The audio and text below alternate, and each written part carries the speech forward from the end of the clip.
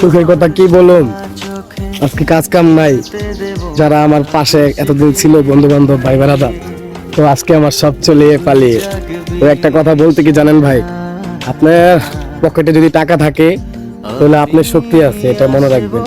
আপনার পকেটে টাকা না থাকলে আপনার শক্তি থাকবে না, বাট আপনি কোনো জায়গায় কিছু করতে পারবেন না। তো একটা কথা বলি, যারা টাকা উপার্জন করেন তারা বুঝবেন যে টাকার কি কষ্ট আর টাকার কি মর্ম। আসসালামু আলাইকুম, ভিডিওটা শেয়ার করবেন। এত সুখ এত দিনে তুমি